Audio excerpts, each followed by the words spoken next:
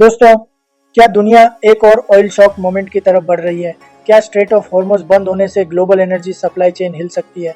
और क्या इस संकट के बीच इंडिया फिर से एक स्ट्रेटेजिक जैकपॉट मार सकता है? ठीक वैसे ही जैसे रशिया यूक्रेन वॉर के बाद डिस्काउंटेड रशियन ऑयल से हुआ था।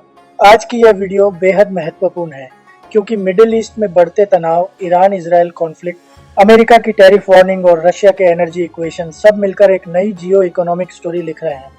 यह सिर्फ तेल की कहानी नहीं है, यह पावर, पॉलिसी और प्रॉफिट का गेम है। इसलिए वीडियो को अंत तक जरूर देखिएगा क्योंकि सवाल सीधा है, क्या इंडिया रिस्क लेगा या अपॉर्चुनिटी पकड़ेगा? हाल ही में मिडिल ईस्ट में तनाव अचानक बेहद बढ़ गया है। इसराइल और अमेरिका की तरफ से ईरान पर बड़े हमलों के बाद यह अंदेशा था कि ईरान चुप नहीं बैठेगा और अब ईरान के रेवोल्यूशनरी गार्ड्स ने स्ट्रेट ऑफ हॉर्मुज को बंद करने का ऐलान कर दिया है।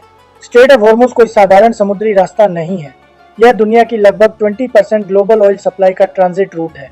हर दिन लगभग 17 to 20 million barrels crude oil इसी रास्ते से गुजरता है। सऊदी अरेबिया, यूएई, कुवैत, कतार जैसे बड़े ऑयल एक्सपोर्टर्स का मुख्य शिपिंग चैनल यही है। अगर यह रूट डिसरप्ट होता है तो ऑयल प्राइसेस में सडन स्पाइक आ सकता है। एनालिस्ट का अनुमान है कि कीमतें $10 to $30 पर बैरल तक उछल सकती हैं।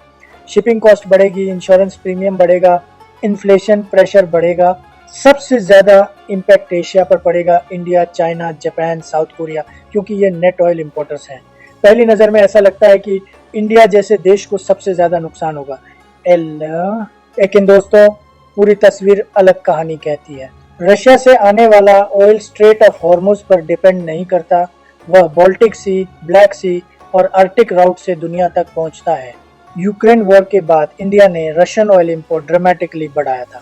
डाटा के अनुसार कुछ महीनों में इंडिया के टोटल क्रूड इंपोर्ट्स में रशिया की हिस्सेदारी 30 to 40% तक पहुंच गई थी। Discounted price, alternative shipping network और पेमेंट मैकेनिज्म पहले से तैयार है। यानी अगर गल्फ सप्लाई डिसरप्ट होती है तो रशियन ऑयल और ज़्यादा अट्रैक्टिव हो जाएगा। ये वही पैटर्न है जो 2022 में देखा गया था, जब ग्लोबल मार्केट में क्राइसिस था और इंडिया ने स्ट्रेटेजिक बाइंग करके रिफाइनिंग मार्जिन बूस्ट किया था। इंडिया के पास स्ट्रेटेजिक पेट्रोलियम रिजर्व्स मौजूद हैं विशाखापट्टनम, मंगलुरु और पडूर जैसे लोकेशंस पर। कंबाइंड कैपेसिटी लगभग 37 मिलियन बैरल्स के आसपास है। इसके अलावा कॉमर्शियल इन्वेंट्रीज भी मौजूद हैं। इससे इंडिया कुछ हफ्तों तक सप्लाई मैनेज कर सकता है। कई देशों के पास यह बफर नहीं है, इसलिए क्राइसिस के दौरान इंडिया रिलेटिवली स्टेबल रह सकता है और पैनिक बाइंग से बच सकता है। इंडिया की सबसे बड़ी ताकत उसकी डिप्लोमेटिक बैलेंस है। एक तरफ स्ट्रॉन्ग रिलेशंस विद अमेरिका और यूरोप, दूसरी तरफ स्ट्रेटेजिक पार्टनरशिप विद रशिया, तीसरी तरफ deep energy ties with gulf Nations. India किसी एक कैंप में फुल्ली अलाइन नहीं होता, बल्कि मल्टी अलाइनमेंट स्ट्रेटेजी अपनाता है। क्राइसिस के समय यही स्ट्रेटेजी इंडिया को ग्लोबल नेगोशिएशन टेबल पर इंपॉर्टेंट प्लेयर बना देती है। जब मिडिल ईस्ट में इंस्टेबिलिटी बढ़ती है तो ग्लोबल इन्वेस्टर्स सेफ और स्टेबल मार्केट्स की तलाश करते हैं। इंडिया एक लार्ज कंज्यूमर मार्केट है, स्टेबल डेमोक्रेसी है, फास्ट ग्रोइंग इकोनॉमी है। अगर ऑयल शॉक से गल्फ रीजन में रिस्क बढ़ता है तो मैन्युफैक्चरिंग, इंफ्रास्ट्रक्चर, टेक्नोलॉजी और रिन्यूएबल एनर्जी में कैपिटल फ्लो इंडिया की तरफ आ सकता है। जियोपॉलिटिकल अनसर्टेनिटी कई बार कैपिटल रिलोकेशन का कारण बनती है और इंडिया इसका बेनिफिशियरी बन सकता है। इंडिया दुनिया के बड़े रिफाइनिंग हब्स में से एक है। रिलायंस, जामनगर रिफाइनरी और अन्य कॉम्प्लेक्सेस ग्लोबल स्केल पर काम करते हैं। अगर इंडिया अल्टरनेटिव सोर्स से क्रूड सिक्योर कर लेता है तो रिफाइंड प्रोडक्ट्स जैसे diesel, petrol, aviation fuel export बढ़ाया जा सकता है। इससे फॉरेक्स अर्निंग्स बढ़ सकती हैं और एनर्जी इकोनॉमी मजबूत हो सकती है।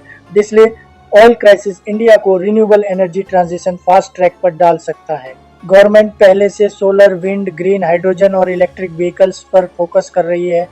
अगर इंटरनेशनल ऑयल मार्केट वोलेटाइल रहता है तो डोमेस्टिक प्रोडक्शन और क्लीन एनर्जी पुश और तेज हो सकता है। लॉन्ग टर्म में ये एनर्जी इंडिपेंडेंस की तरफ बड़ा कदम होगा। रिस्क्स भी हैं।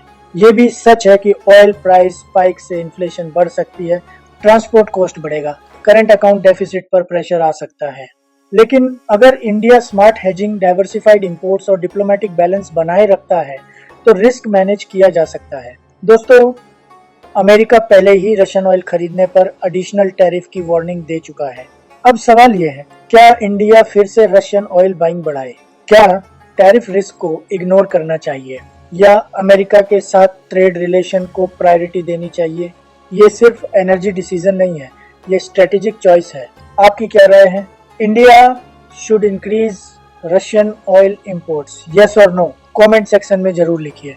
अगर आपको यह डीप जियोपॉलिटिकल एनालिसिस पसंद आया हो तो वीडियो को लाइक कीजिए, चैनल को सब्सक्राइब कीजिए और बेल आइकन जरूर दबाइए, क्योंकि यहाँ हम सिर्फ हेडलाइंस नहीं, ग्लोबल पावर गेम डिकोड करते हैं।